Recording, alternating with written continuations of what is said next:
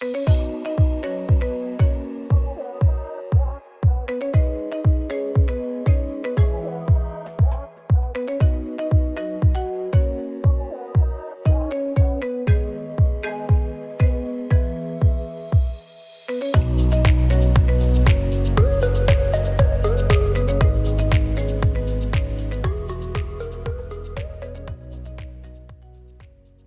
everyone, my name is Aprilia and today I will tell you about my mind mapping on global economy and the international business class lectured by Professor Sembel and Ibu Yulita Susanti.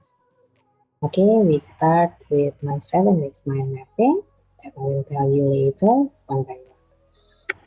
For the first time, we go through the globalization. Globalization is trend toward greater economic, politic, cultural, and technological interdependence among national institutions and economy. In these topics of globalization, we have a discussion about the new economy, which have 3 pillars. One is better customer service, 2 is cost reduction, and 3 is transparency and competition. And we also have a discussion about the digital era. From this graphic, we can see that the internet users nowadays and top 3 social platforms that most used. It means we have shifted to the digital world and internet is a necessity for society. Okay, next we have a discussion about global trade that divided by 3 big topics, which are supply and demand. And then tariff and quota. Tariff is a tax of import. Quota is a physical limit on import quantity. We also have talked about country advantage in global trade that have 2 advantage. First is absolute advantage. If the country uses fewer resources to produce a given unit of output than the other country. The second one is comparative advantage. If the country can produce an output at lower marginal cost in terms of other goods foregone than the other country. Okay, now we go to the international finance, which have 2 big topics. There are international financial management tasks and international business risk. On international financial management tasks, there are 6 things that we need to focus on. 1 is choose a capital structure. 2 is raise funds for the firm. 3, working capital and cash flow management. 4, capital budgeting. 5, managing currency risk. And 6, manage the diversity of international accounting and tax practices. And on international business risk, there are 4 risks that we have to know. The first one is cross-cultural risk, and then country risk, commercial risk, and the last one is currency risk. We also had several international issues that we discussed as a group. There are trade war between China and United States, and then global pandemic that have impact to the macroeconomy. The third is digital disruption. And we also have discussed about climate change. And the last we discussed about Russia and Ukraine war. Besides that, we had discussion about the Pacific Indonesia with Pak Tantowi Yahya that say we need to enlarge diplomatic and business relationship with Pacific countries since we close to them demographically and geographically. So in the future, we hope we can take advantage from this relationship with the Pacific countries. Next, we go to the global firm. To be a global firm, you need 5 pillars.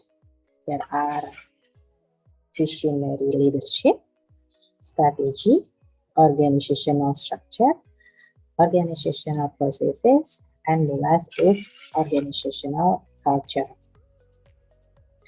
For global companies that face risk between different companies, there are 4 strategies that emerge from the local responsiveness framework. The first one is home replication strategy,